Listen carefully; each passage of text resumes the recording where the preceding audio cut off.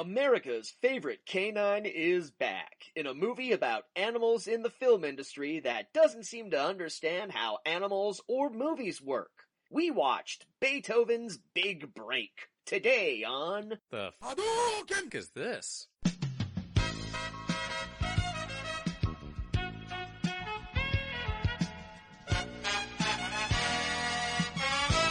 The past couple of episodes we've done, I run out of voice before the end of them, where my voice...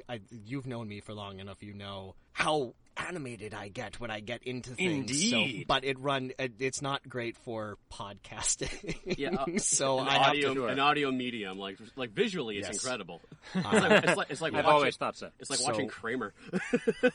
Oh God, the Kramer cast. That's something you don't want. No, oh man, you don't want to meet the audience behind Kramer's podcast, man. What? He's got a podcast? That's a PR nightmare. I mean, everyone has a podcast at this point. Okay. I I had no idea, but now I'm...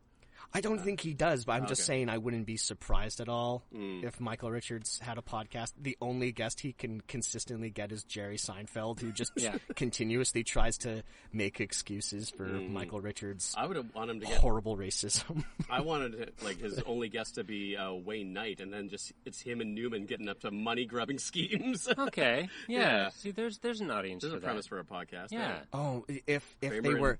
Oh, but if they were in character? Yeah. And it was specifically the Kramer-Newton podcast? I'd listen to that. Absolutely. Yeah, totally. Yeah. And welcome back, everybody, to The Fuck Is This? Well, Jameson is trying to poach my opening here. Yeah. Oh, man. Ladies, gentlemen, and however you wish to self-identify. That's right. I've dropped a ladies and gentlemen because that is implying that there are two binaries. And so that's why I've dropped that. Just part call me of it. old school because that's how our intros used to go. That is true, yes. But welcome back, however you wish to self-identify, to The Fuck Is This, where we dive through DVD bins, sort through streaming apps to find the weird, the bizarre, and the unloved. See, that's how it's done. Nailed it. That's how it's done. If you want to do the intro sometime, let me know. But no, give me some, or just. I gave it a shot today, and ugh. No, not my wheelhouse. I defer to that to you. It's less work for me as well. Okay. Do you want to take a crack at introducing us? My name is Kaz Lesgard. Fuck. Yeah, you already fucked it up. Yeah, that's Kaz Lesgard. I'm Jameson Rafter. And joining us on the podcast, he is an actor and an improviser. You've seen him in films like Deadpool 2 and Welcome to Marwen and on TV shows like Riverdale. It's Nikolai Witschl. Hello. Oh, hello. Hello, Nikolai. Welcome back. Oh, yes. Thank you. So, Nikolai, you have the distinction of being our first returning guest, but none of you at home would know that because you were the guest on an episode that we recorded that we will probably never release. It's a lost episode. It's the lost episode of the show. The reason we will never release it is not that we said anything bad or anything. No, we didn't make way too many jokes about the fires in Australia in the first 5 minutes of the episode. I don't know what was going on. You know what? That's not what 2020 is about. Yeah, remember when that was the worst thing that happened? Oh my goodness. I mean, that's still an absolutely horrible thing that happened, but you're absolutely right. Remember when that was our biggest concern? Those heady days of early January. Goodness, yes. Yeah.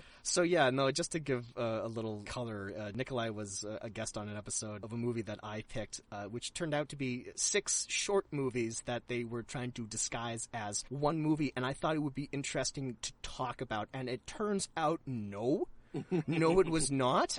It was a very boring film, and we tried our hardest to wring some comedy out of it. But about midway through editing, I realized I don't really like the direction that this is going. It was hard to make. Yeah, It's just a hard. Why would you have all of those films together as if they were one film when they're clearly not? There's no unifying theme or anything. There's nothing. We were trying to squeeze blood out of that stone, and there was just no blood to be had. No, we did an admirable job, but it didn't.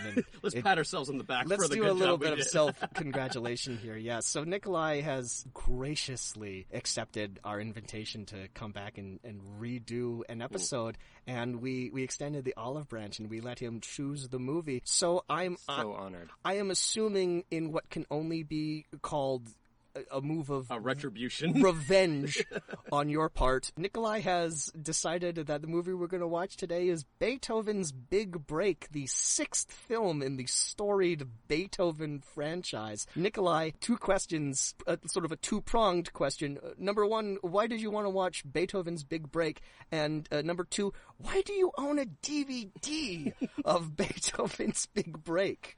I do actually secretly... Okay, let's answer the second one first, and then it'll end up answering the first one. Sure. So, I got this. It's not actually just a DVD of Beethoven's Big Break. I see that now. What I have is a DVD case of 8 animal-themed movies that was purchased probably off of the leaving shelves at Walmart. Sure, of course. That looks like a real bargain bin Walmart deep It is dive. the perfect purchase for the economy-driven, animal-loving consumer. Yeah.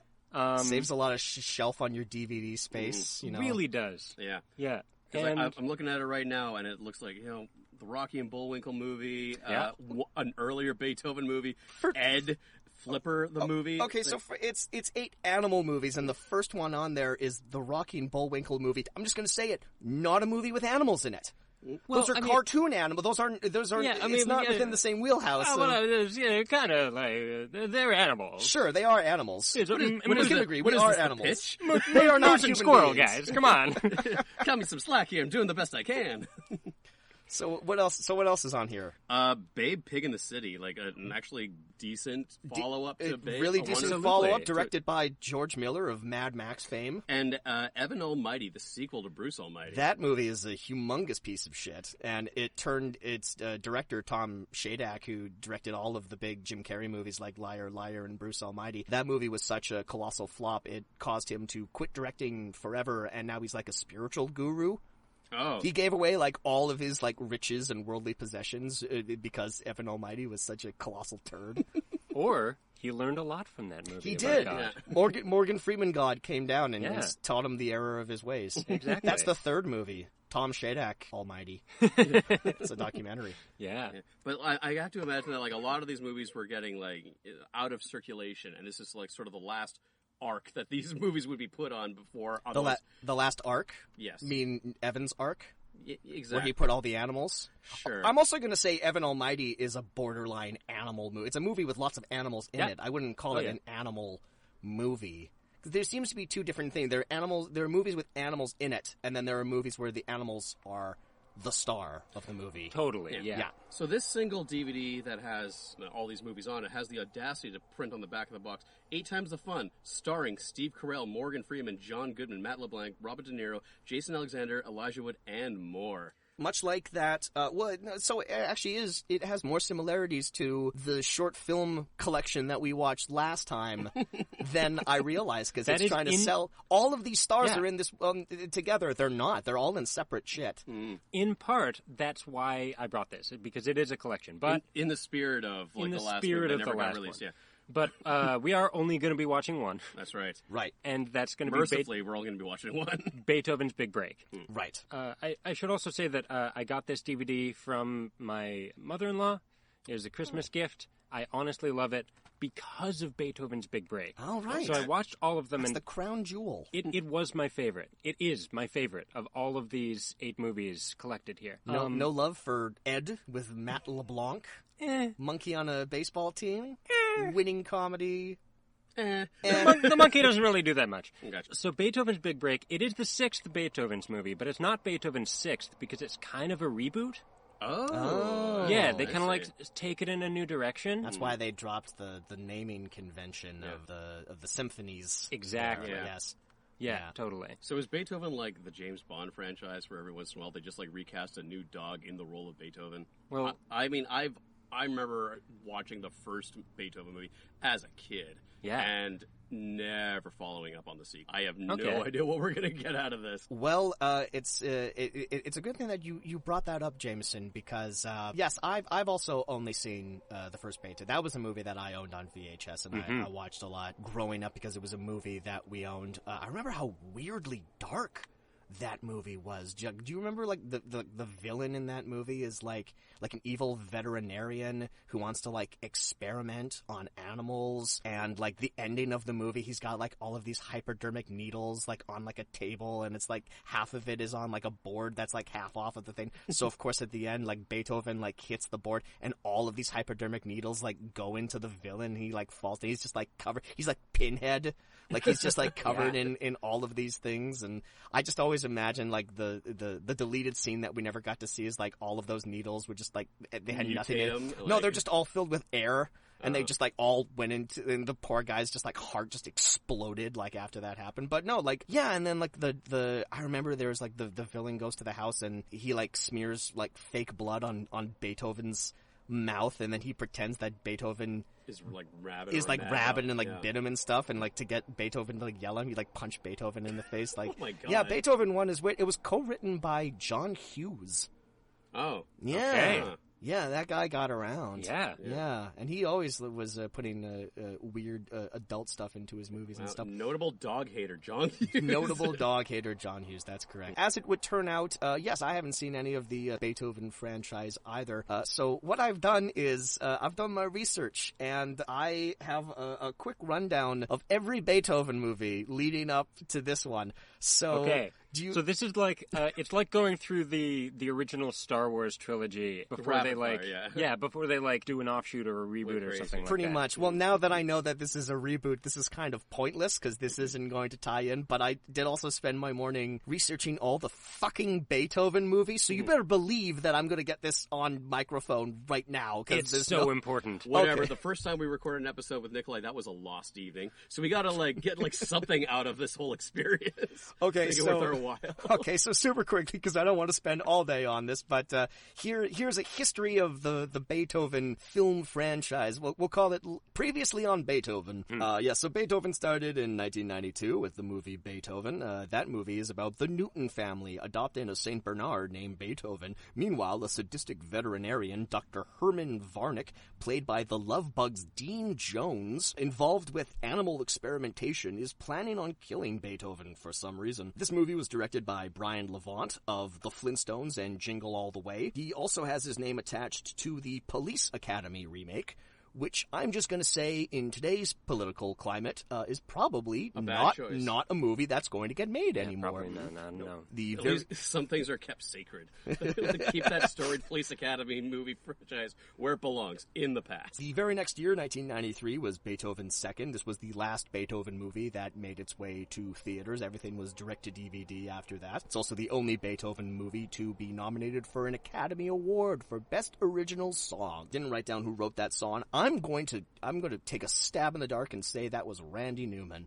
I have no information to back that up, but that sounds right. And also, who gives a shit? Who cares? That's the overall theme of this episode. Who fucking could care less? That movie is about Beethoven falling in love with another St. Bernard named Missy, and they have 4 puppies. Missy's owners are evil Debbie Mazar and Chris Penn, who want to either sell or kill the puppies because they're evil. That one was directed by Rod Daniel, who directed Teen Wolf, and to a much lesser degree, Home Alone 4, which went straight to DVD. I should have said earlier, a big theme in this episode is going to be straight-to-DVD sequels to things that did not need sequels at all. A sixth iteration of a franchise. Let's put a pin in that, because we're going to get to that later when we talk about Beethoven. We're coming back to that. Beethoven's third was in the year 2000. This one, the Newton family, which, to reiterate, is Charles Grodin and Bonnie Hunt, slumming it in that movie. Beethoven's family, the Newtons, go to Europe, and they leave Beethoven with Grodin's brother, our old pal Judge Reinhold, and his family.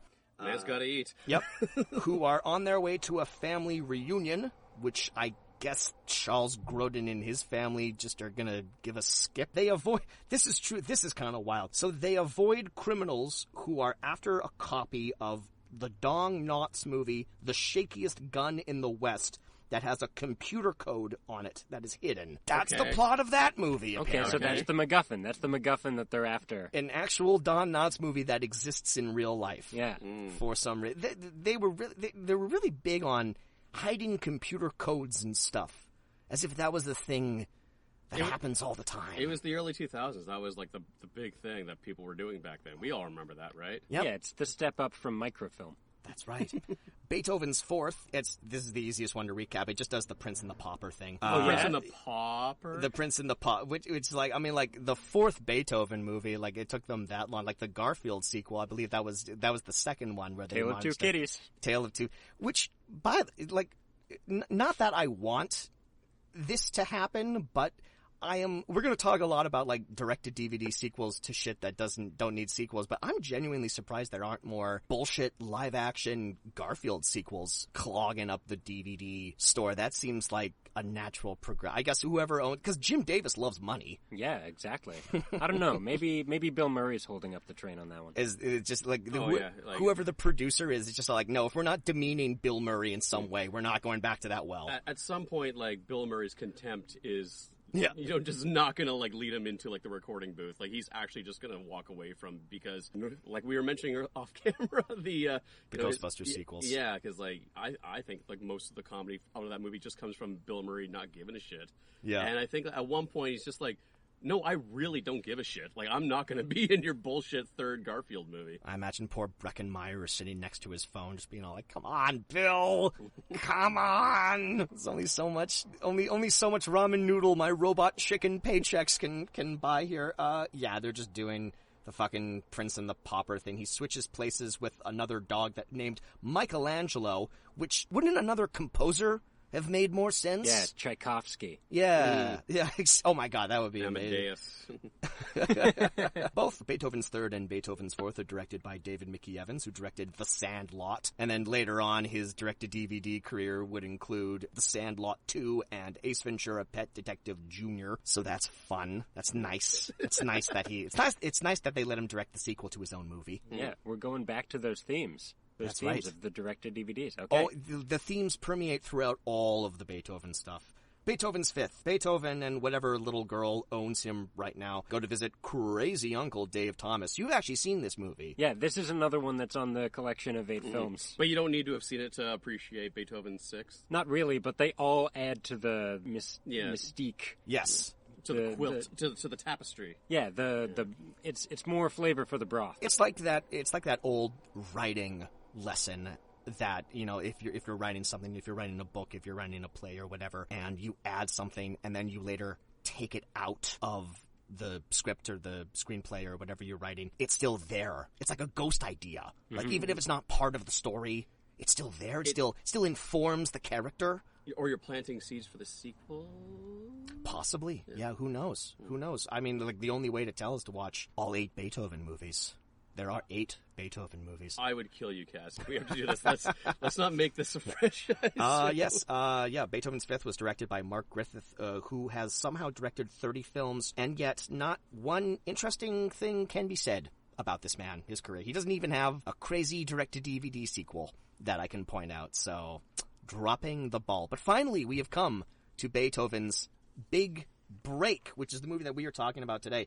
Directed by Mike Elliott, who amazingly, there's a lot to say about this guy. Really, really sort of amazing. He has discovered that his entire bread and butter is entirely based around direct-to-DVD sequels to shit that shouldn't get sequels in the first place. So his career is kind of divided into 2 different eras. The early career for him, he's produced just an insane number of movies. I think he has over 150 credits as a producer to his name. The first half of his career is straight to VHS schlock, a lot of movies that we would find on Tubi. He's a producer on some kind of classic bad movies, such as Carnosaur, Munchie, and The Skateboard Kid. Okay. He also produces a lot of Rob Zombie movies. Perfect for a kid's movie. Yeah. He hasn't directed a lot of movies, but the movies that he has directed have mostly also been direct-to-DVD sequels. He's directed Blue Crush 2. Remember that Kate Bosworth surfing movie? Oh, that's right. Yep. That got to see. None of the characters return. It's just a movie about 3 girls who like to surf. So fuck it, let's call it Blue Crush 2, because why the fuck not? We got to make some money disappear. That's right. He also directed Scorpion King 4: Quest for Power. Shut up! Oh wow! Shut up!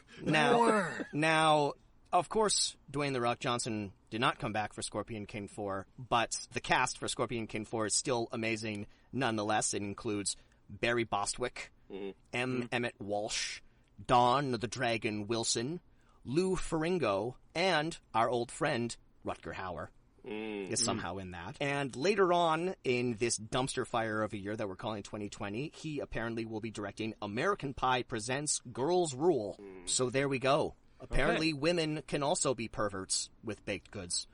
Hashtag feminism. And apparently the American Pie series is still chugging along, still shuffling along. Well, speaking of chugging along, so I said that there's two halves to his producing career. One is the early 90s schlock stuff. And then around 1997, he realized, I can make money just doing direct-to-DVD sequels to movies that no one wants sequels to. So from 1997 on, here's a brief list of the movies that he has produced. Casper, A Spirited Beginning, Addams Family Reunion, Richie Rich's Christmas Wish, Turbulence 2, Fear of Flying, Time Cop 2, The Berlin Decision, American Pie Presents Band Camp, The Prince and Me 2, The Royal Wedding, War Games 2, The Dead Code, American Pie Presents The Book of Love, Smokin' Aces 2, Assassin's Ball, Holy shit. Death Race 2, Death Race 3, Inferno, Kindergarten Cop 2, Honey 3, Dare to Dance, Big Fat Liar 2, Bigger Fatter Liar, Bring It On, Worldwide #Cheersmack, Honey 4, Rise Up and Dance, Tremors 6, A Cold Day in Hell, Unbroken 2, Path to Redemption, the sequel to that movie that Angelina Jolie directed that was about the prisoner of war that everyone thought was going to be a big deal, but no one remembers that, the sequel to that. Death Race 4, Beyond Anarchy, Holy shit. How High 2, Undercover Brother 2, and his most recent one, 2020, Bulletproof 2. Remember Bulletproof with Damon Wayans and Adam Sandler? Yeah. Yeah, in 2020, apparently we got the sequel to that with neither Damon Wayans nor Adam Sandler in it, so...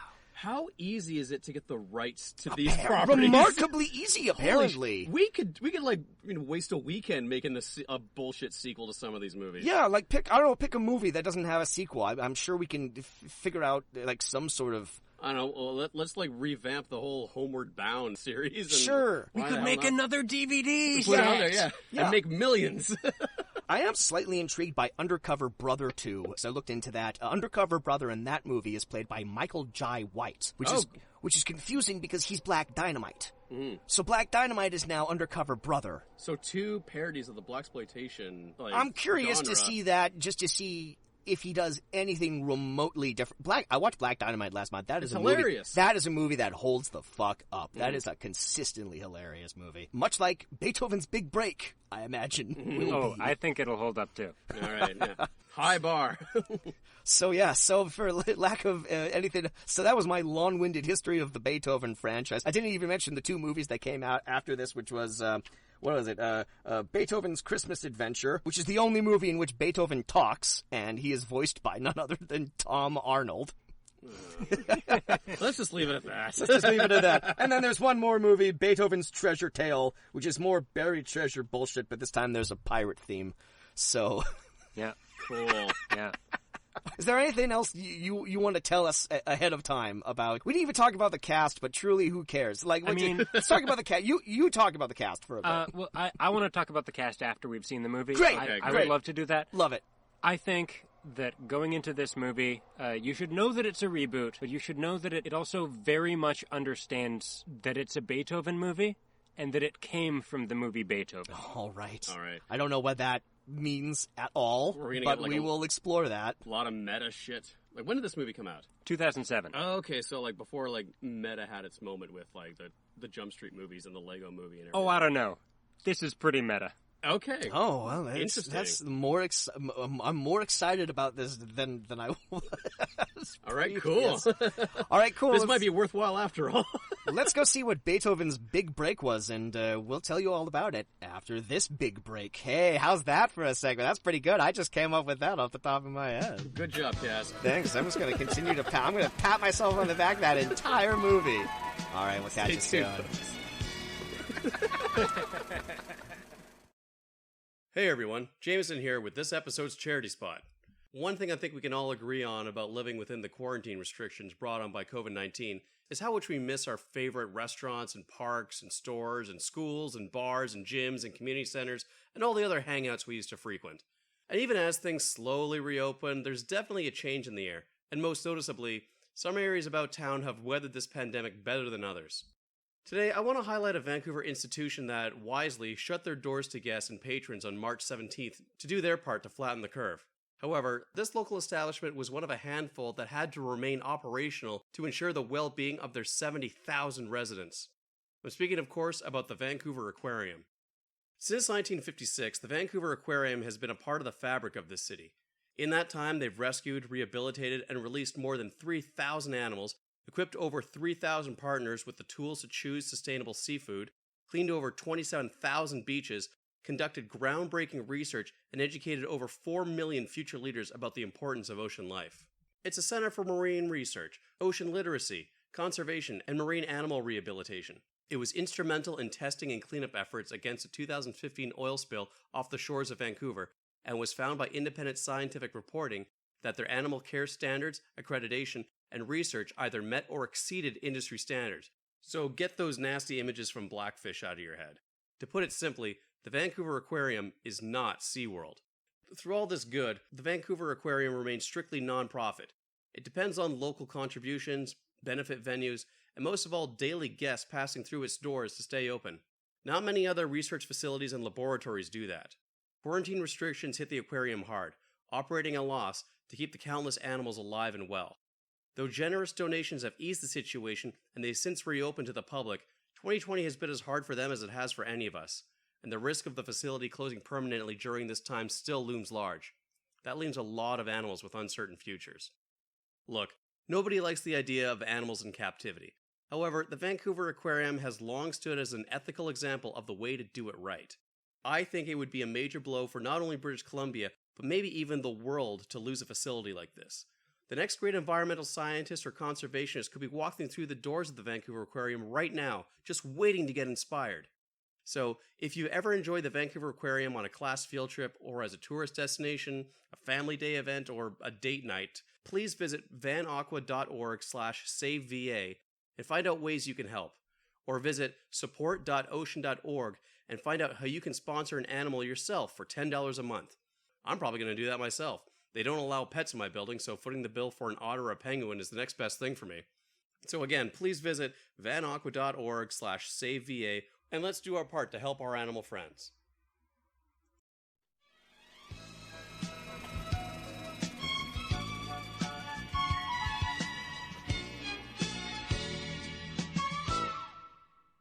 Oh, thank goodness. I had so many, see, for years, I've had all of these unanswered Beethoven-based questions rolling around in my brain. Yeah.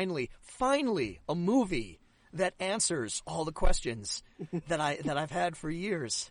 Thank you, Nikolai. Thank you for bringing this. You've done a public service today. No problem. We've cracked the code of Beethoven. Like, where did they come up with the scene where he drags the chair, or where did they come up with the scene where he runs across the dining room table? These are things we need to know. America needed answers. Mm-hmm. And Beethoven's Big Break was the probably Canadian-produced movie to do it. I'm assuming. Yeah. So you were right, Nikolai. That was a surprisingly meta movie. Surprising, right? Yeah. It's kind of, as I was saying, as we were watching it, it feels like it would be a docudrama of the making of the movie Beethoven. Mm-hmm. If anything in this movie actually happened. But clearly none of it actually happened. Mm-hmm. Well, yeah. Well, because it's a movie. Yeah. I don't know, because they were actors. They were, like, when you saw the that wasn't the director of the, that was Eddie, Eddie Griffin did not direct the original Beethoven. That was noted thespian Eddie Griffin. Oh, yeah. Portraying the director within the movie. Man, I looked up Eddie Griffin's IMDb before this movie. Outside of Undercover Brother, that man has never been in a good movie. Every movie he's made has been genuinely terrible. Well, like he mentioned, this would be the nail in the coffin of his career. Yeah. That's one of his first lines. Look, I don't care what it is. Let's just shoot this so I can put the final nail in the coffin of my career. There's a lot of meta with this film. Apart from the basic premise of the making of the movie Beethoven, how'd you like it? I wanted to equate this to something like The Disaster Artist or Shadow the Vampire.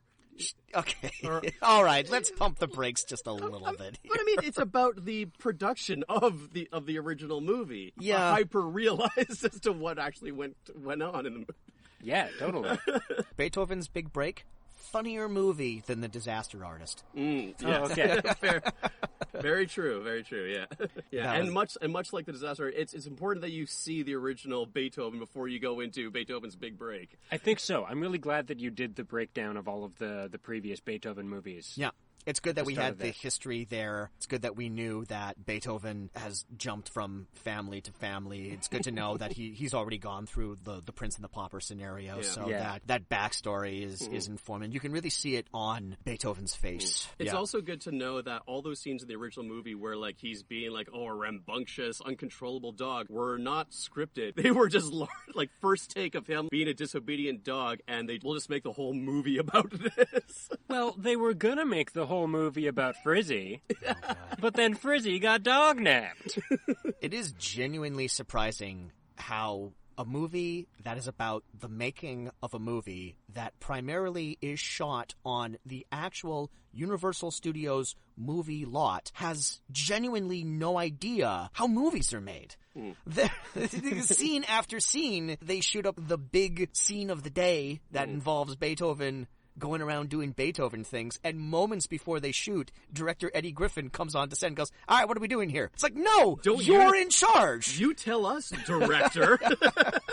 But that's the thing, they're flying by the seat of their pants.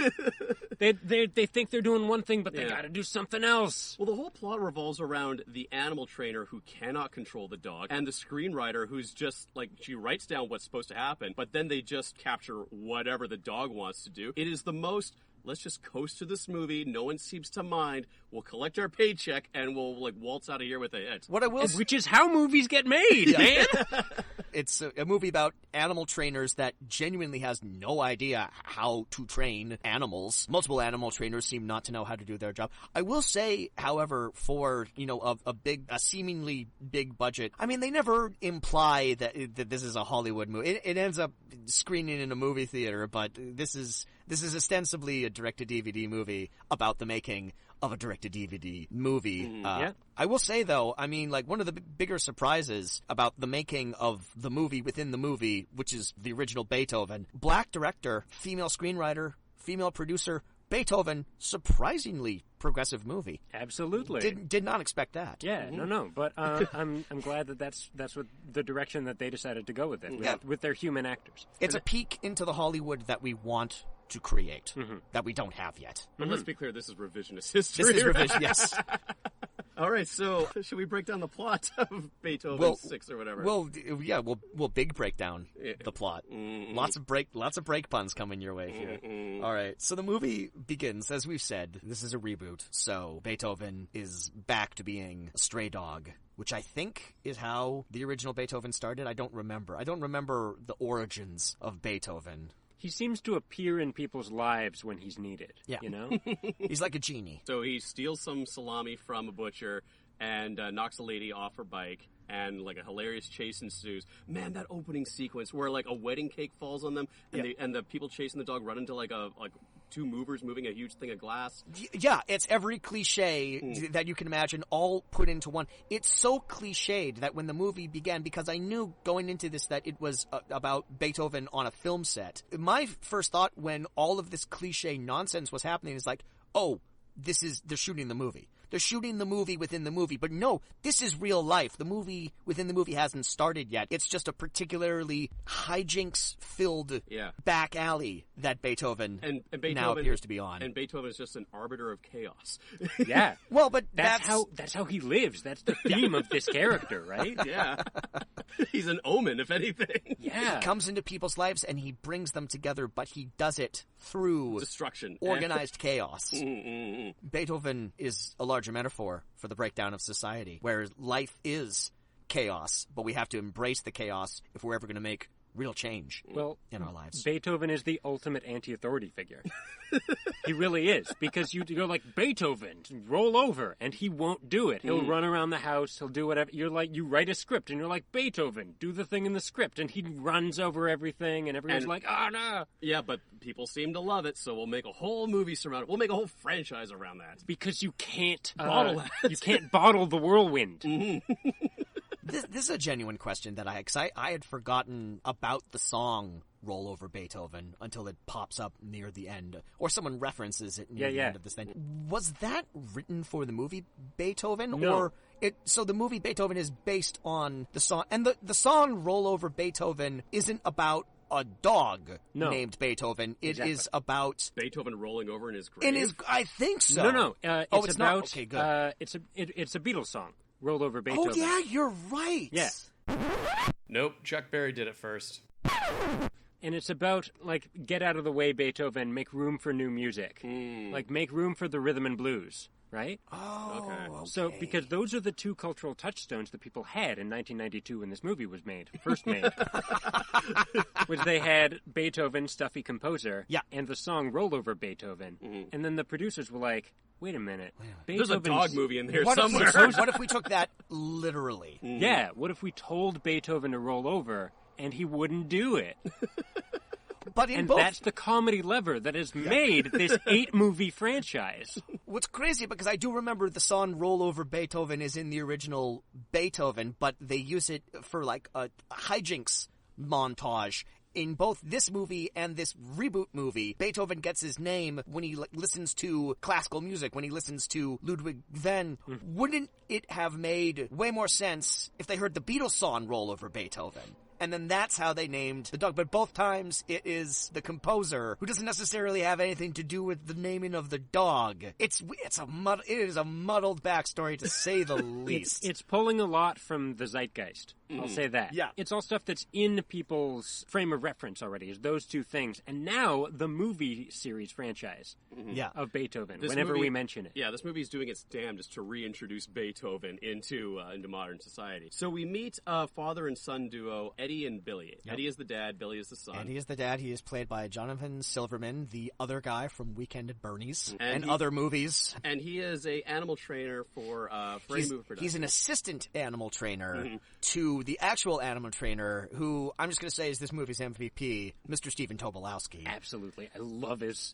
work in this movie. He is, everything he does is pure gold, because he is too good. He's too good for the majority of movies he pops in, but he is way too good as the main villain of Beethoven 6. He's especially good in this movie. Yes. I've seen him in a ton of stuff where I like him, but like I've never seen him hamming it up as like the silly dumb villain who's like I have, because this is, as I said while we were watching it, this is almost the exact same role he plays in the first live action Garfield movie. He is the villain of that movie. I don't think he's an animal trainer. He's like a TV host that has like a cat-based show. He definitely kidnaps Garfield at one point. Cool. So yeah, Tobolowski he's got an earmark on these roles. Yeah. Like he's called this agent to be all like, any bullshit animal movie, you call me first. Yeah. I'm your guy. Yeah. So the movie production, directed by Eddie Griffin, produced by Rhea Perlman, and written by hot screenwriter lady. Yes, written by Jennifer Finnegan. Jennifer Finnegan, who is from films, we're assuming. Not familiar with her. She's a Canadian actor. Oh, okay, cool. Yeah. I do like her in this. I like her character in this. Sort of like the high-strung writer. More than just like a generic love interest. I mean, she is the generic love interest, but they actually wrote a character around her for once and gave her an important job.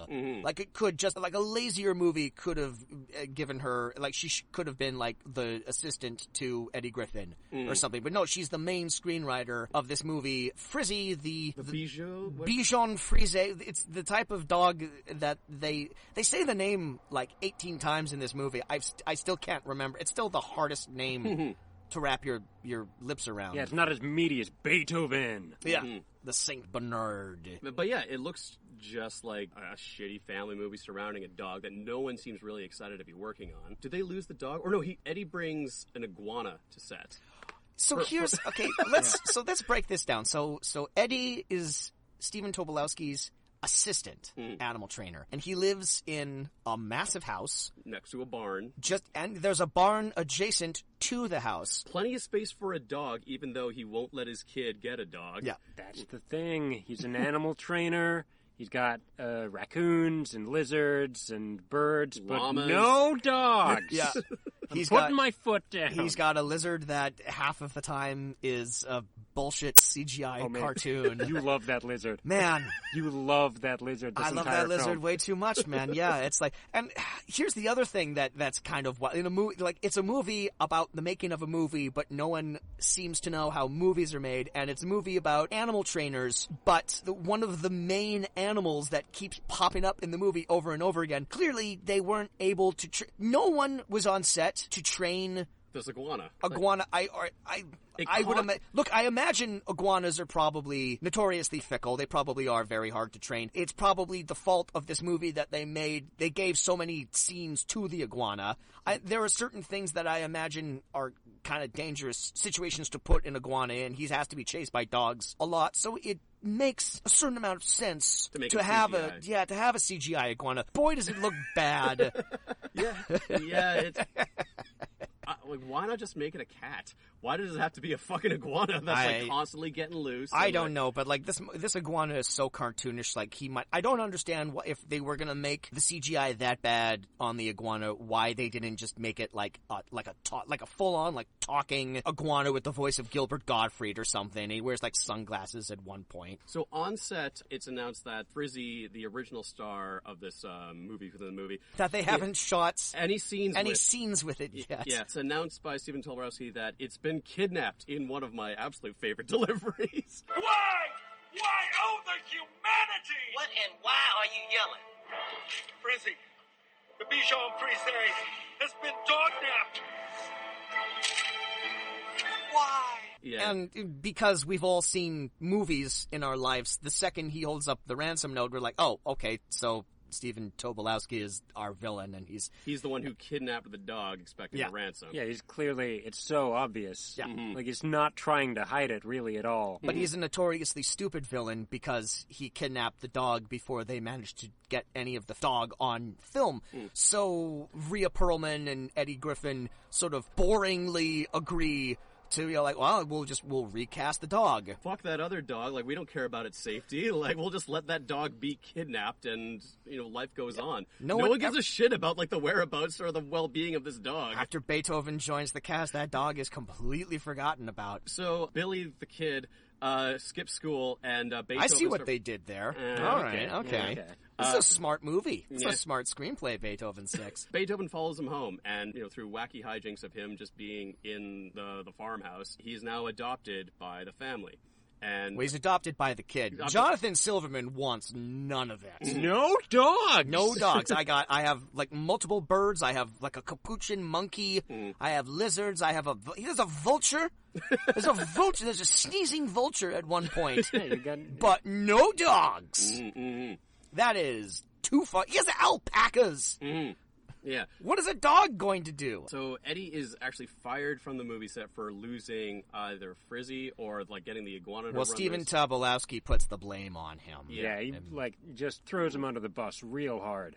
I just want to say, he goes back the next day to collect his things, and he brings Beethoven with him. They're having open auditions for replacements for the dog. This is a real problem. It's still meant to be a Bichon Frise or whatever the hell it is, and they have all variety of breeds to have the title of the movie is Frizzy the Bichon Frise. They haven't shot anything with Frizzy in it yet, but the posters are of this dog's face. And the screenwriter makes it very apparent that it's supposed to be these kind of dogs for writer reasons. So Stephen Tobolowski, his character is rather confused. So he appears to be this big, famous animal trainer to the point where, in addition to the movie theater set, he seems to have his own compound where he puts on animal shows. Animal shows, yeah, to like the people, what do you call it? Like the guests of the studio. Yeah. It's like an MGM studio thing at Disney World. Sure. Yeah, real shades of Tiger King. Yeah. Except he's somehow employed. Yes. Yeah. But he must have some self-awareness to get as far along in his career as he's gotten. Because he's portrayed in the movie as a bumbling half-wit. But for him to get as far along in his business, he must have known how to be an animal trainer, and it's not Tobolowski's fault because he's giving 110%. The problem is that they wrote the character as too stupid. Yeah. You know? Yeah. And what's to the point where one of the animals he brings to this audition about a dog, he brings a cat. The looks on the director and the producer's faces are just like, why are you wasting our goddamn time with this? Honestly, it's one of my favorite moments from Eddie Griffin. Yeah. He's just like, it's a cat. It's a cat. Yes, but a charming cat. I think we could call it Kitty the cat. Look, man, the movie's about a dog. I need a dog, not a cat. I need a dog. It's a movie about a dog. It's great. I love that moment. But yeah, Beethoven crashes the audition and wins over everybody. Everyone loves Beethoven. just doing his regular Beethoven shenanigans. Just bursts through the backdrop, knocks everything over. And now Eddie Griffin is saying, no, now... He's totally smitten Yeah, by he's this totally stuff. smitten by this dog, and it's like, now the movie is Beethoven, and this is where we get into the meat of the story, is that this is actually the retelling of... The making of Beethoven. Of Beethoven. They recreate scenes from the comedy classic movie, Beethoven. There are actors who are playing the Charles Grodin and Bonnie Hunt roles. Sadly, they don't do anything fun with that. No, not except really. except for one moment where the Charles Grodin stand-in has a noticeably smaller trailer than Beethoven, which is quite funny. Yeah, just like this little hitch trailer, little camping trailer. But, I mean, talking about how, this movie lives in its own fantasy world, this movie is under the impression that when you have a movie about a dog, there is one dog playing the role. I can guarantee you in every Beethoven movie that's existed, there are at least 4 or 5 Beethovens. That's correct. That's how that works. There are a couple of different, even in filming this movie, there were 4 or 5 Beethovens playing Beethoven. And one of them was named Beethoven. Well, but obviously, yeah, I imagine so. Who was named Beethoven after the first movie Beethoven that they're recreating in this movie. Mm-hmm. If anything, when they announced that Frizzy, the original dog, was kidnapped, they should have just been like, all right, just bring in one of the other ones. Do you think that there's, a cemetery just for famous Hollywood animals? And if so, Probably. do you think that there's, a wing just for the Beethovens? The Beethoven graveyard? I mean, I don't want to think about this. Now I you also are. don't want to now think you are, about though. Dead animals? Jesus Christ, guys. Whatever you do, don't cut through the Beethoven graveyard. Oh, a lot of history in that section of the graveyard. You just know a cemetery like that's going to have, a big gold statue of, Lassie or Rin Tin Tin or something right at the entrance.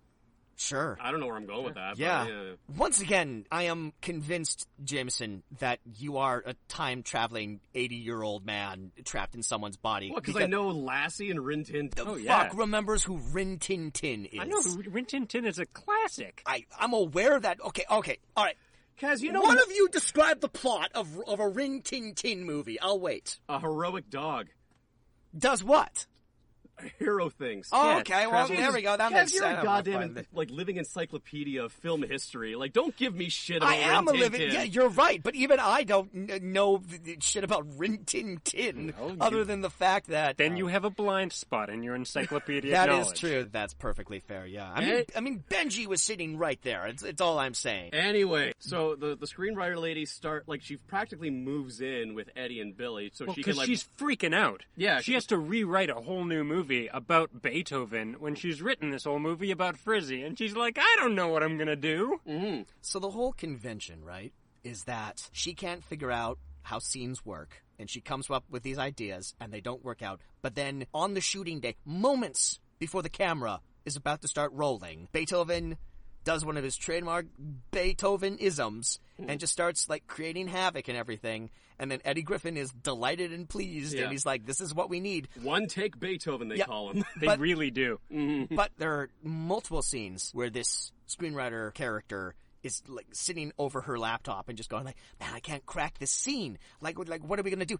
How fucking hard is it to write Beethoven? The plot is literally just dog does shit. Well, we know that now. This is the first Beethoven movie. Exactly. They're figuring it out. They're pedaling the bike as it goes. Yeah. It's going along. Mm-hmm, because all the scenes are like, oh, he nuzzles up against to the owner. He doesn't steal his bacon. Or what are we doing in this scene? Oh, we're doing the exact same thing that made Eddie Griffin laugh in the last scene, which is like stealing food, not run across a dining room and table. And they throw out this shit later on that the screenwriter. You got your phone open. What's the character's name? The writer? Yeah. Lisa. They keep running out like this idea that like Lisa is getting so good at, I guess, guessing what Beethoven is going to do next. They include this scene where it's all like, well, I'm reading this screenplay here. Jonathan Silverman's back at home with his kid and he's all like, I'm reading the screenplay here. I don't know how I'm going to train Beethoven to come over and lay his head down next to us. And then Beethoven comes over and lays his head down next to them. And the kid's all like, it's like she knows what he's going to do. Who's gonna guess that a dog's gonna lay down at the end of the day? That a dog might be tired, and puts his head down on a pillow. It's like she's the dog whisperer. She's in his head. Speaking of which, the fucking dog whisperer is in this movie. Yeah. So if this is like, so now you have to ask yourself like, what year is this movie meant to take place? Because if it is about, I know it's a fucking reboot, but I noticed that the fashion of like all the cast members of the movie within the movie are like very kind of 90s looking. So this movie, Beethoven, the original, which came out in like what? 1992. 1992. Predates Cesar Millan by a couple of years. He was alive. He was alive, but I assume he was like... You know what they should have done? Like 15 or whatever. What they should have done is, I think I'm getting the vibe that you're putting out here, Jameson. They should have made this a period piece. They should have made this like it's set in like the early 90s, and then they wouldn't have... No one really uses a cell phone in this, but I'm assuming that everyone has... Actually, this is a shockingly cell phone-free movie. Yeah, it is. It or not. She has to like run somewhere to call for help. Yeah. So... but they should have made it a period piece, and then there should have been like an eager, young, bright-eyed character like on set. Like every once in a while, like Beethoven is like misbehaving, and Jonathan Silverman can't calm him down. But then like this like a personal assistant like comes over and everything's all like, "Hey, thanks for calming him down. What's your name, kid?" He's all like, "Oh, me? I'm Caesar Milan." And he's actually, but he's played by modern day Caesar Milan. Yeah.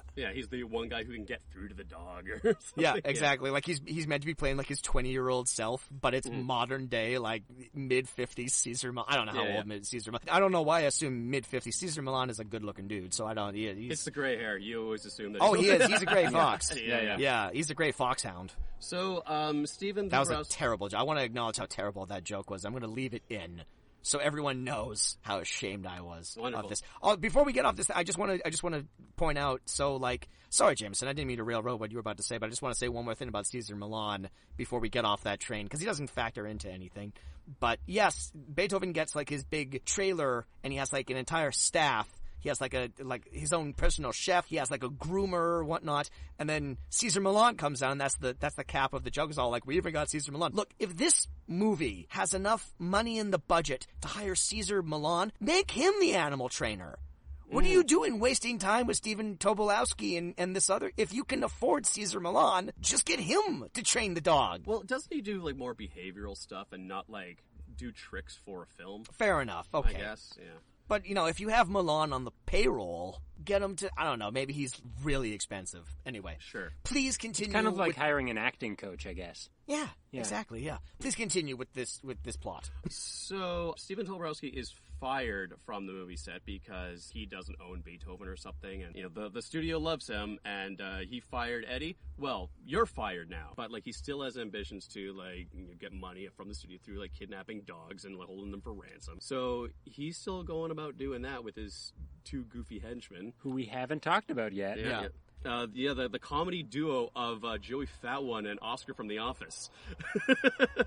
This continuously confused me. Yeah, so Stephen Tobolowski, who apparently is affluent enough to have his own animal training sanctuary with his photo, with his picture on the walls that he does like shows at, apparently. He has 2 employees, his goons, Joey Fatone and Oscar from The Office. There are multiple scenes where Tobolowski sneaks back onto the set. He does his own henchmen. He does his own gooning. Really does. Yeah. If you have the goons right there, it's sort of it's the opposite characters that existed from the original one, where that was like scary villain, wacky goons. This one is a wacky villain, and the goons are just kind of do nothing. There, they do. Oscar gets like his own kind of character beat where he reads a dictionary, and then every once in a while he's all like, "This word means this." You know that reading the dictionary doesn't make you look smart. Famous. To be known far and wide. Popular, beloved. But they're all words that everyone would know. Yeah. They just try and dumb down Joey Fatone. Do you remember who the 2 goons were in the original Beethoven? No, I don't. It was Oliver Platt and Stanley Tucci. Really? Yes. Huh. Yeah, quite very early roles in both of their careers. Oh, crazy. But yeah, that's quite funny. Especially since they went on to do several movies together, the origins of which were based in Beethoven. Oh, fantastic. So this time they do it smart. They wait till like they actually shoot a lot of scenes with Beethoven before they start doing their machinations of kidnapping him. Yeah. And how do they kidnap him again? Like They drugged pizza. They drug some pizza. So the kid, Jonathan Silverman's kid, borrows the star of this movie, the only Saint Bernard that they have to shoot this movie. Who's not even well trained. You can get a trained Saint Bernard. No one would know the fucking. But you can't. But he's not going to have the personality of Beethoven. He has to be Beethoven. Yeah, that's Jameson. That's Nobody puts lightning Beethoven in the corner. You lightning have to. in a bottle. So yeah, the kid takes Beethoven to the park to impress his crush, who's a character in this. That's something that you could say about her. You could say about her that she's a character in this movie. Yeah. But yeah, no, he borrows Beethoven, and then Beethoven wanders away, and then Joey Fatone and Oscar from The Office drugged pizza in the middle of nowhere, and then carry Beethoven away. And then when Jonathan Silverman and Lisa the screenwriter come, they're all like, what happened? Where's Beethoven? They see the pizza box on the ground, and he gets it immediately. Like Sherlock Holmes. Yes. Like Sherlock Bones. Ooh. Thank you very much, ladies and gentlemen. All right. Yeah, like as if it's like the oldest animal trainer trick in the book. The old chloroform pizza gimmick. So I find it amazing how quickly Jonathan Silverman is able to put this kidnap plot together, but then later on, when they get the second ransom note for Beethoven, it takes him like 5 minutes to figure out that it's Stephen Tobolowski. Yeah. Even though there's a scene where like he's like spying on their trailer. Multiple scenes where he's spying on their trailer. He like swears revenge on Eddie at one point. Who else is in this movie? Yeah. The knowledge that I now have that there are 2 Beethoven movies after this one, and Stephen Tobolowski is not in either of them. Very disappointing. If they can twist David Cross's arms to be in 3 of those fucking chipmunk movies.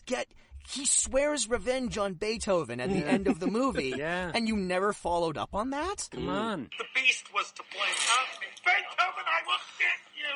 My vengeance will be the tears of the earth. Ow. Oh, this hurts. This hurts. Oh, shut up. Missed opportunity for sure. Also, chronologically, if they were to make another Beethoven movie, it would be the 9th one. If they don't go back to the convention and call it Beethoven's 9th, they've really dropped the ball. Yeah, absolutely. They really screwed the pooch. Yeah, it's the only that's the only symphony that people even know is Beethoven's. That's the da-da-da-da one, right? Is it? Sure. I don't know. I only know the dog stuff, guys. Oh, okay. All right, fair enough. I only know dog stuff. Beethoven's 5th symphony was the da-da-da-da one. I am an uncultured slob. So, Rhea Perlman, who has already, like, fast-tracked a bunch of sequels, doesn't give a shit that Beethoven the Star was kidnapped again. Because they already filmed, like, the majority of the scenes with the dog. So, like, we don't need any bad publicity for this movie. Like, who cares? We're not paying this ransom. So it's up to Eddie and his family to, rescue Beethoven themselves. And it's all scenes that have been shot off camera too, because there are only 2 moments that we get to see in the movie of Beethoven filming something. So yeah, Rhea Perlman's assurance of the fact is all, we don't need Beethoven to finish this. You clearly do. Mm-hmm. You clearly do not have remotely enough footage to finish your movie about a giant dog named Beethoven. I would say you absolutely need Beethoven to come back. It's almost as if they had multiple dogs. They could keep shooting. It's almost as if they had another dog on set that looked exactly like Beethoven. But that's not how movies are made. No. We know for a Not fact this that's one. not how movies are made. Not Yes. this one. You get one of each animal. Yeah, exactly. That's all. And this is a real, I was about to say Noah's Ark, but clearly this is a real Evans Ark scenario here, where we see multiple animals, but we never see more than one. There's only one cat, there's only one iguana, there's only one sneezing vulture. We never see multiple animals. Well, if you're an animal trainer, you want to diversify, right? Yeah. Yeah, you want to make sure that you have a diverse crop of only one animal that you can bring. Yeah. And it's the same with actors as well. There's only ever one type of actor. There's only ever one Nicolas Cage. Yeah, Yeah. exactly. And if you're... I mean, that is true. That is a true statement, what you just said. I know. Yeah. We're poking a little fun here with the conventions of this movie, but there literally is only one Nicolas Cage. Yeah. And... Except in the movie adaptation. Yeah. Right. I forgot about that one. And as we find out, like, if your movie about a Bichon Fruit you get, if it goes missing, well, now it's a movie about a cat. Now, yeah, exactly. Or Now about it's a movie. So they track down Beethoven at Stephen Tobolowski's animal Lair. Where, what's he gonna do? He doesn't get the ransom.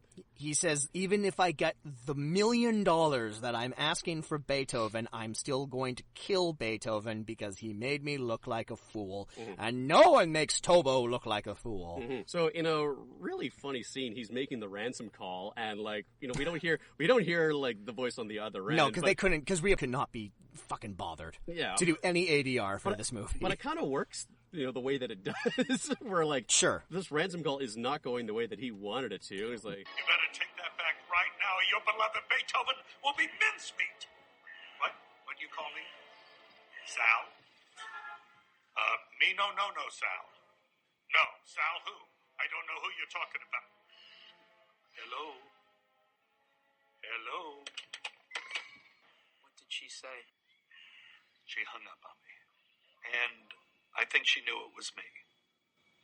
Well, that's not good.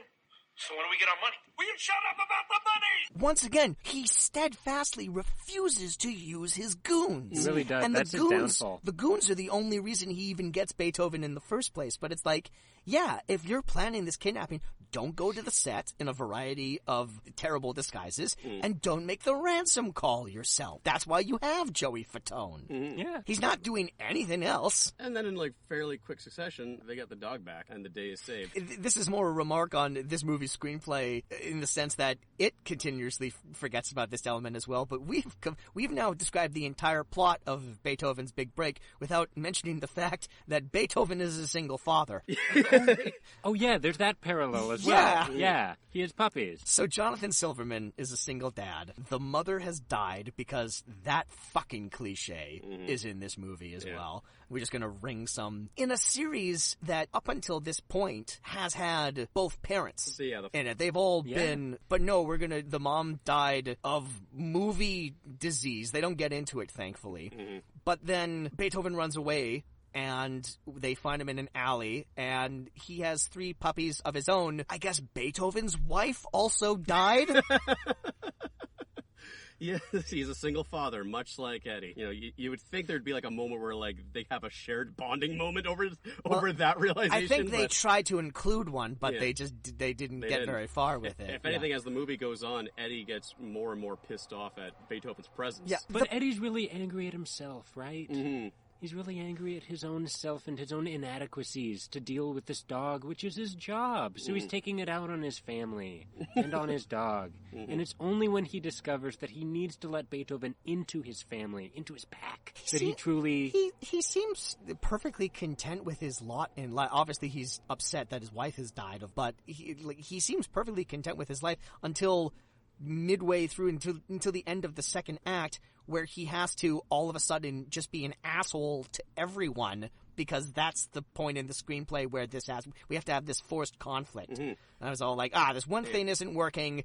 Yeah, you suck at screenwriting, love interest.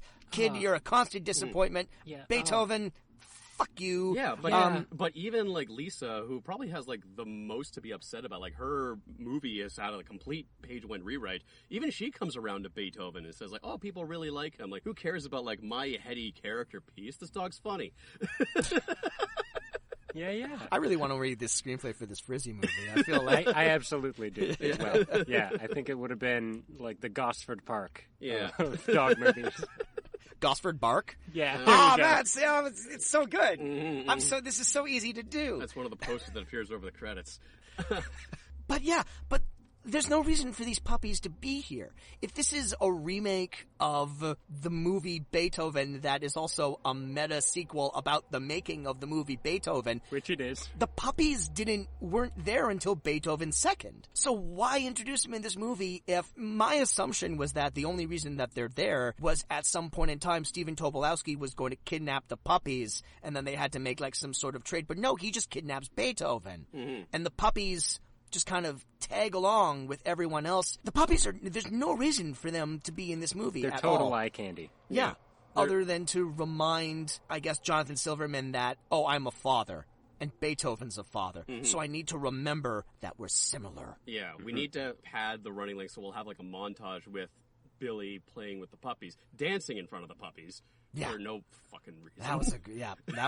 That montage needed to be in there. That really informed the story. And then they sneak onto Stephen Tobolowski's animal lot or whatever. The kid runs away and gets 50 police officers. They're not police officers, they're like lot security. They're lot security guards. Yeah. Are they not employed by Stephen Tobolowski? I guess not. Well, not when he's doing all of this dog napping. Right. Yeah.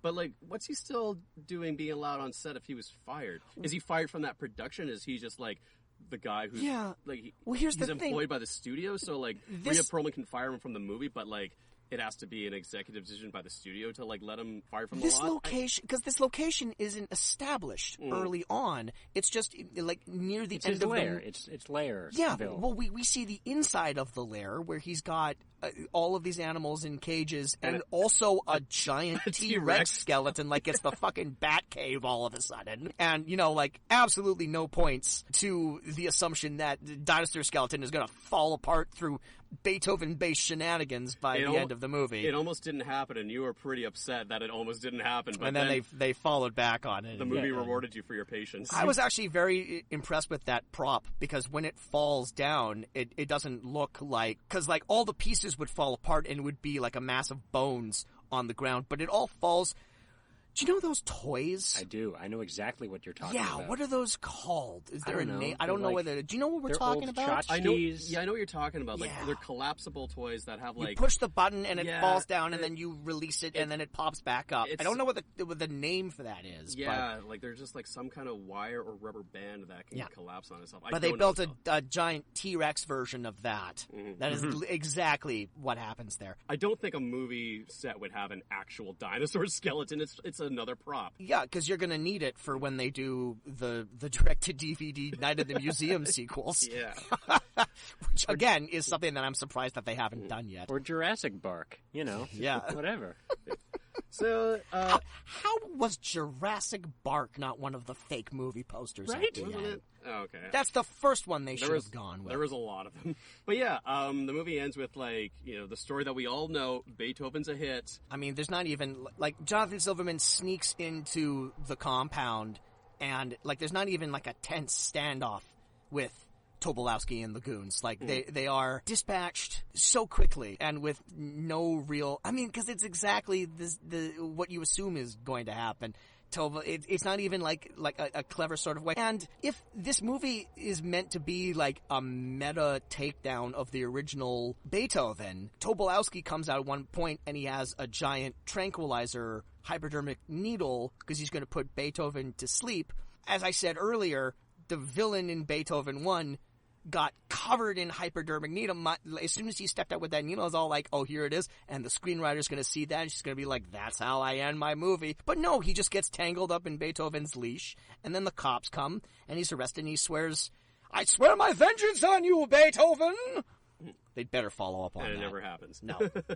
And then the movie ends similar to how 22 Jump Street did, where they show a lot of posters for movies that never existed, all themed around Beethoven. Which I knew it was a hit, but I didn't think it was like a fucking Star Wars or Marvel level hit where like they have all movies are now Beethoven movies. Oh, absolutely. It's like Air Bud. It has its own production office. Yeah. So, what were some of the posters? Like Flealess in Seattle, The Good, the Bad, and the Pugly, or something like that. They have Weekend at Barkey's, which is of course a little Easter egg in the sense that one of the stars of Weekend in Bern is in this here. Mm-hmm. The Gradumat. The Gradumat. Yeah, some of them aren't terribly so bad.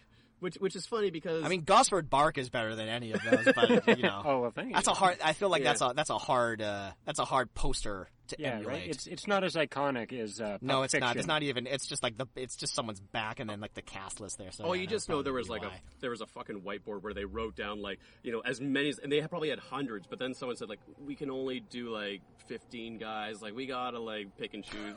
Do you want to die on this hill? Yeah. Are you gonna die on Gosford Bark? No, I guess. I guess you can. Oh, fine. It doesn't have to go in. Everybody gets 2 that they want. Yeah, I gotta this was. I get the feeling this was a lot of fun to write and kind of fun to be a part of on sets. Oh sure, yeah. There are worse gigs you can get than slumming it in a direct-to-DVD Beethoven sequel. Especially one as self-aware as this one is. Nobody looked embarrassed to be there. Even Eddie Griffin, who by all accounts should look mortified every day on set. Even he was kind of all because he was playing the director, but he was also basically just playing himself. Mm-hmm. Yeah, and he was just all this is where my career has gone. Yeah, Beethoven 6. And my character is I love this dog. Hell yeah, I like dogs. Yeah. Go on, Beethoven. Hell yeah. I don't know. Eddie Griffin strikes me as someone who doesn't want animals to touch him ever. I don't know why that's just an assumption I made about him. Don't pick fights with another celebrity. You and Coolio. I finally the litigation papers have finally come through with Coolio. So yes, we've squashed that beef. Yeah. Oh, good. Is there any other plot points that we forgot to mention? There's one thing I want to circle back. I want to talk more about this iguana. So, talk about the iguana, and then I got one last. Okay, so before Beethoven becomes the star of this movie, Jonathan Silverman. Every time I say Jonathan Silverman, my brain wants to say Andrew McCarthy, but I'm like, no, that's the other dude that no one remembers. Jonathan Silverman brings the iguana to set because the first scene that they're going to shoot in the Frizzy movie is Frizzy chasing the iguana or being chased by the iguana. I don't know. There's chasing going on, and the iguana is part of it. Mm-hmm. So, but when he gets fired, the next day he comes back to pack up his stuff, and he goes where's the iguana? And Stephen Tobolowski goes, if there was an iguana, I put it with the rest of your stuff.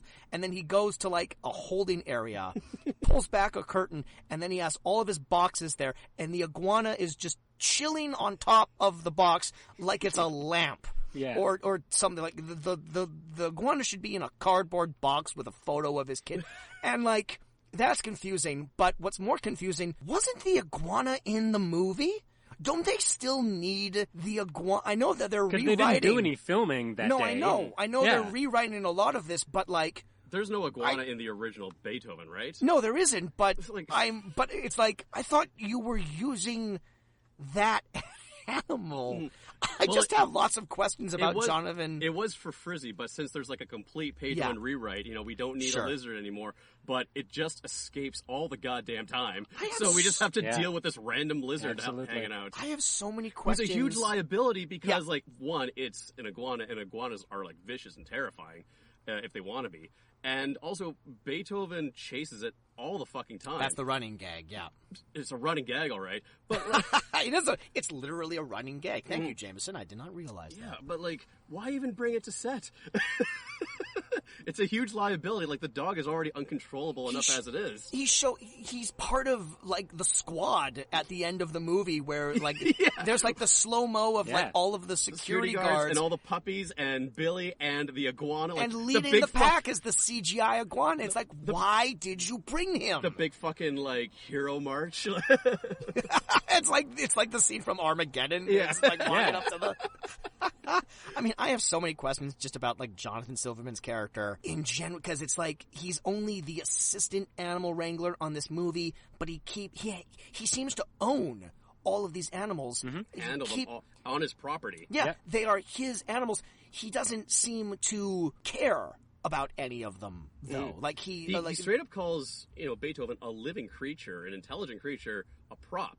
Yeah. And that's his attitude, I think, towards all the animals in his care. So there are two animal trainers who are characters in this movie. Neither of them seem to give any shit about animals. No one gives a shit about animals except for Billy. Yeah, exactly. He's the one that seems to act, well... The innocence of a child. Mm-hmm. I mean, the people, on the film set, they like Beethoven because he's funny, but when his life is in danger, they don't give a shit. No, Beethoven can go fuck himself. Yeah, it's fine. We don't need Beethoven to finish this movie called Beethoven about Beethoven. This first movie in a fucking franchise that we're planning. Yeah. You had something that you wanted to bring up. Well, yeah, because this movie is so meta, and we've touched on a lot of it. But one thing that I found out when I was researching stuff for this podcast is that the leads, Jonathan Silverman and Jennifer Finnegan, are the romantic interests that get together, are actually married. Aww. Did they meet on this movie? They didn't meet on this movie. Okay. They got married a year before this movie came out. So, and then when Jonathan Silverman was drying the ink on the Beethoven 6 contract, he's all like, either my wife is my co-lead. Is he like a Kirk Cameron type, where he will only do romantic scenes if his actual wife is playing the role? I don't know. I didn't know that was a Kirk Cameron thing. That is, yeah. In the Christian religious movies that he's in, his wife doesn't always play his co-star, but when he has to have kissing scenes, she steps in and they film her from behind. Oh, okay. He refuses to kiss anyone who's not his wife. Okay, that seems like a normal thing for an actor to refuse to do. Yeah. To be okay with. And Kirk Cameron is a totally normal human being type person who doesn't at all have weird views about how society should act. Yeah, he's clearly not a maniac. Okay. The one thing that I wanted to bring up was there were some very interesting music choices. Sure. Yeah, from the beginning part of the movie, it's all these, I don't know what you call it, all these, commercial music, kind of royalty-free shit, just, session musicians. They do have the Beethoven theme, which I forgot was a thing until they played it, and then it all came crashing back. Oh, right, Beethoven does have, a little theme music, doesn't he?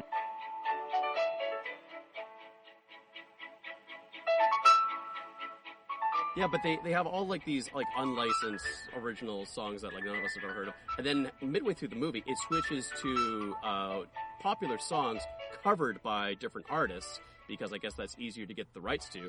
And then it switches to the actual version of "Shut Up and Drive" when Billy's doing fucking skateboarding tricks. I would have assumed that was a terrible cover, but no, it's the Rihanna version. And then the credit score is a classic rock song called Life is a rock, but the radio rolled me. But I've never heard of this song before. It's a good song, but they do a parody of it where it's all dog themed, and it's a fucking it's a patter song. So there's a lot of riffing you got to do. I thought you were about to say it's a fucking banger. I fucking downloaded the Beethoven version. Well, the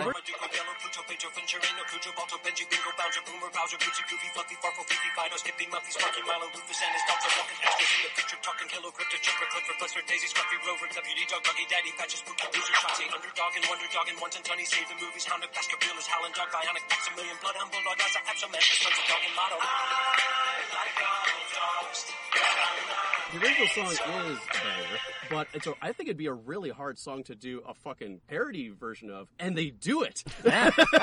So just I don't know, interesting score choices, I'd say. Yeah, it really brought a lot to the film. Yeah. Oh yeah, it really tied tied that movie together, that narrative together. And just classic needle drop moments. Well, does anyone else have any other thoughts and opinions on Beethoven's Big Break? Man, I love this movie. Is this the second time you've seen it? This is the second time I've seen it. Okay. It's such a mindfuck. Mm-hmm. And you wouldn't expect that from a Beethoven movie. I kind of liked it more than I thought I would. It's meta enough. Yeah. That, you could totally see, the winking coming a mile away. Stephen Tobolowski is great in this fucking movie. Oh, yeah. This movie's a recommendation purely because of Stephen Tobolowski. I mean, the rest of it, you can take or leave. This isn't a very good movie, but he really does do a lot to elevate it. So would you recommend this movie based on his performance? I would recommend the Stephen Tobolowski of this movie. I don't know if I want. I don't know if I have it within me to recommend the whole movie. The entire movie. Okay. I mean, I could. I just don't know if I'd be able to look at myself in the mirror. Yeah, that's fine. I clearly showed it to you two. Yeah. So it's got some merit for me. Yeah. I'd say there is, like, when the movie is clever and witty, it does have, like, some sharp wit to it. I'll give it that credit. So I kind of like it. Can you name an example? Because I can't. I would if I brought my fucking notebook with me today. Oh, man. For me, it's all of those dog poster puns at the end. I don't know. Which is also how they, I don't know if this, you mentioned 22 Jump Street, that's also how they ended Cats Don't Dance. With a variety of animal-based pun posters as well, so yes. It's a tried and true method. Tried and true method. Yeah, I'm surprised all movies that have animals of one sort or another don't end their movies that way. I'm surprised there's not fake movie posters for Cujo, which is another Saint Bernard movie. That wasn't a great joke. I may cut it out of the episode. That's fine. I guess we'll find out. All right, so that was Beethoven's Big Break, directed by someone whose name I don't remember, who has an insane number of producing credits. Some guy, Mike Elliott, the director. Oh, yeah, of course, Mike Elliott, the director of Blue Crush 2. How could I possibly forget that? Nikolai, thank you for coming back. Hey, my pleasure. Thank you for coming back. Thank you for bringing this amazing movie that will stay with me forever. What do you got going on? How's your pandemic life been? It's been a while since we talked to you. Yeah, my pandemic life is going okay. Stuff is just starting back up filming in Vancouver, so, going up for auditions for that. Cool. Mm-hmm. Cool, great. Anything you want to plug or anything you've seen recently that you want to recommend people check out? Mostly just Beethoven's Big Break. That's right. Definitely. You want to maybe recommend one of the other Beethoven-adjacent movies? On that DVD that you brought with us? On this DVD? Rocky and Bullwinkle is kind of funny. Robert De Niro does a direct parody of himself doing the "You talking to me?" Yep, I remember that. I was watching The Intern the other day, and he has a romance in that movie with Rene Russo, and it took me to the end of the movie to realize, oh shit, they were in Rocky and Bullwinkle together. Yeah. And then they had lots of fond memories of reminiscing about that movie. Yeah. Okay, cool. Jameson, what do you got going on? It really hasn't been that long of a time since you and I recorded. No, it our hasn't. last This is a week away. Yeah, we bumped up our recording schedule because I'm going away at the end of the month on a family road trip. So that's kind of like the next big thing that I'm looking forward to. We're just going to go to rent an RV and just drive around to somewhere in the interior and have a grand old time. I haven't gotten into anything since the last time. Yeah, me neither. Yeah. I mean, I did watch that just last night. I watched that 30 Rock reunion special. Yeah. Oof, do not recommend that. Oh, okay. I mean, the cast members are all great, but the show itself was just this huge, and I can't believe Tina Fey signed on for this. It was a huge commercial for NBC's new streaming service. For Peacock. Oh, that's not going to last very long. They hoard themselves out for that. But I mean, I don't know. The funniest laugh I got was an outtake from Tina Fey where she gets a phone call and the caller ID says spam risk, and she says, "Oh, spam risk. That's my agent." That was the funniest laugh I got, and it was a fucking outtake. Okay, so you don't recommend that? Not at all. Okay, cool. Well, your recommendation is for people to not check out the 30 Rock remake. Yeah, no, it's been a week since we recorded last. I haven't had time. I've been spending my time editing the last episode, so I haven't had time. So in lieu of a recommendation, I do want to end this episode by saying rest in peace to Ken Shin, a.k.a. Mr. Cheap Pig, the frontman for the legendary Vancouver-based Canadian punk band SNFU, who died the other day. If you lived in Vancouver, he's a fixture. Running into him was just a thing, was just a given. I had the privilege of karaokeing with him a couple of times. He was a lovely gentleman and queer icon. And and Canada is a little less hardcore now that he's gone. So R.I.P. Cheap Pig. And I would just like to give one shout out to, we didn't do this last time, so shout out to Podstream Studios for having us back. As always. Again. Yep. That's something we should probably do at the end of every episode. So thanks Joel Flynn and Luke Schuss for getting us in here. If you like this podcast, please check us out on Instagram at the F Is This Podcast. We're on Twitter I don't remember what her handle is, but you can pop that. Yeah. It's like TK is this or something like that was one of the ones that we couldn't do. It was fucked. Well, I'll include a link of it on the video. All right. Well, that wratps up another episode. Nikolai Witschl, thank you for joining the show. You stay frosty, deputy dog. Let me say my catchphrase. Sure, go ahead. You say fair enough. You're like in a movie that has a dog in it, you know? Like I thought you were gonna like segue into that. You use that somehow. I did. Well, I was going to, but you wouldn't let me get the words out. I genuinely love how like my catchphrase has birthed your catchphrase, which is the exasperated sigh as it relates to my catchphrase. Like if this show ever gets big enough that we have like merchandise, I'm never gonna hear the end of it. It's just gonna be like you stay frosty, deputy dogs, and then just a picture of you like rubbing your temples because you're just done with it. Mm-hmm. All right. Yeah, look out for that merch. That's coming soon to an Etsy store near you. All right. I'm leaving the recording. Yeah, we're done with this now. Yeah. Cut.